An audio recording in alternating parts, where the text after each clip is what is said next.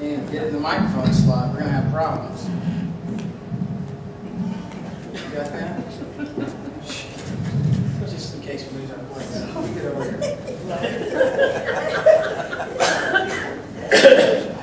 All right, you're involved.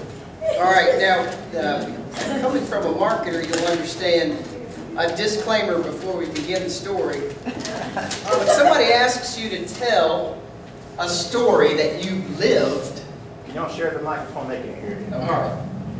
You talk into it. Then when somebody asks you to tell a story that you lived firsthand, you don't immediately start to write a script because you were there. So I just got this script at 5:15 this afternoon.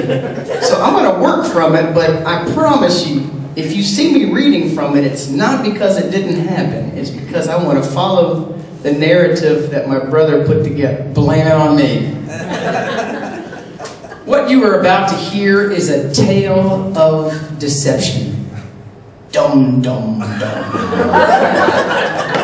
A tale of academic deception. Dum, dum, dum. A tale of deceiving one's own brother. Dum, dum, dum, dum. A tale of deceiving one's father. Dum, dum. But it is also a tale of reconciliation, a tale of eventual confession, and a tale of redemption. Or else at least improving your method of deception so that you don't get caught, which to the person feels pretty much like redemption when you are a forger. In late 1977 or early 1978, Dan and I attempted our first forgery. Dan was in 3rd grade, I was in 1st, which was a lot more funny until I had a 1st grader. And while we are brothers and we, to some people, look alike and in some ways act alike, we got down the path to becoming forgers in very different ways, which you are about to hear about. But first, let me describe Dan as a student. Dan was a teacher's favorite. He got good grades, he was charming, he always did the right thing. I don't remember Dan ever doing homework up until around high school because I think he finished it all at school, or else he brought it home and quickly got it finished so that he could get on to doing other things. I was a little bit different. Reuben was more, as they say, in it for the experience, which means Reuben didn't want to do the work. He could take hours at a task that should take 5 minutes. And then he could talk about it for hours as if it didn't take 5 minutes. He often would get right up to the tardy bell and still be getting dressed. And it went something like this, because I wouldn't see him in the morning because I would do my shower and get dressed and put all the product in the hair and go have breakfast, something Reuben never saw till he was 17. And then I would go down to the bus with my saxophone and my books, stand at the bus stop, and I'd look down the hill. That bus is usually here about right now, and I don't see Reuben. Then you could hear the engine rumbling and the squeaky brakes from 2 stops away, and you knew we were down to the second hand. And then you would see Reuben come out of the house, or actually you would hear it first, but then it went something like this. It was kind of like a ritualistic dance. It went something like this.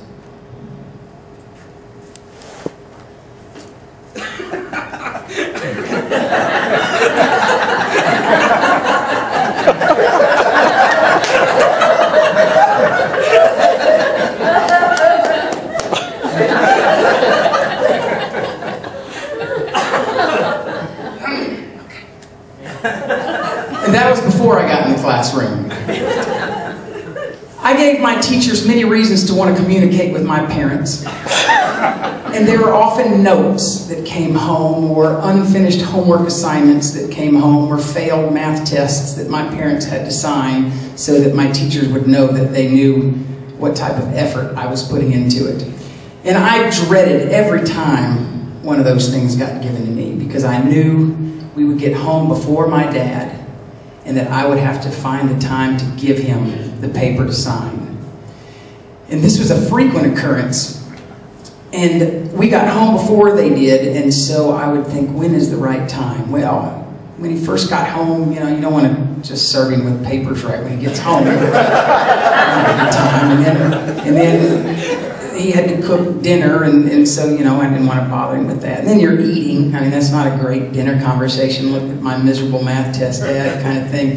And so I would put it off, but it never left my mind. No matter what I was doing, I was thinking, what's the reaction going to be, and how bad am I going to suffer for this? Well, one time I had failed a math test miserably, and I was supposed to get it signed, let's say, on a Wednesday. Well, I never found the right time. So Wednesday came and went, and I took it back to school, and it was, well, you got to bring it back tomorrow. But unfortunately, Thursday came and went, and then it was Friday, and I was told in no uncertain terms, you have to bring this signed test back in on Monday, or Dad's going to get a phone call. I had a long time to think that weekend about when was the right time.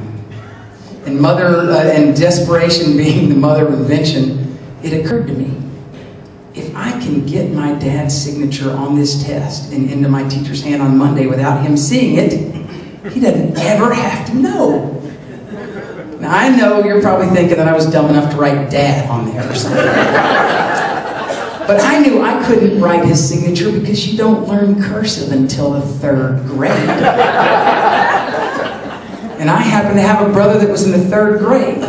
But I didn't think that he would go along with this plan. So I had to come up with a plan to get him to go along with it. Okay. Now, when you first learn a new trick, you will show it to anybody. Kind of like when you're 16 and you've got your driver's license. You start to ask for excuses to drive the car. Do you need something from the store? I'll mail that. I'll take it down to the post office. You don't even put a stamp on it. I'll take care of it. So when Reuben came up to me and said, "Are you learning cursive?" "Yeah, learning cursive. I can do it."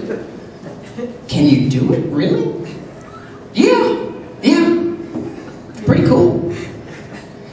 Well, let's say, how would Dad do his name, his signature? If you were to do it, how would that look? Well, here, and I took out a pen and I started, and he goes, no, do it on this. Well, I didn't think twice. And I signed that thing with a big, it's like this. You start off with a P, and it looked kind of like a garden snail. Big looping P, and then you got to make sure you continue the line over to the H. If you loop, don't dot the I yet. Complete it with the L. Now go back and dot that I. Now let's go to Summerlin. Now you might get lost here, but stay with me. S. And you continue. Now it no longer looks like an S, but you're into the U and the M. Now if you've seen my dad's signature, you would know. Obviously a 3rd grader can't do a signature, but especially my dad's. I'm now 40 and I couldn't do my dad's signature. It looks almost like he's angry. And if you were to not know his name, you would think his name was Miv V. So when Reuben had me sign this thing, which for all I knew, I was just doing the exercise, I was very eager and excited. Monday I was told where to bring up the signed math test. It had not to that point even crossed my mind that I might get caught. Because isn't cursive cursive? And I gave it to the teacher and I turned around and she said, "Who signed this?" And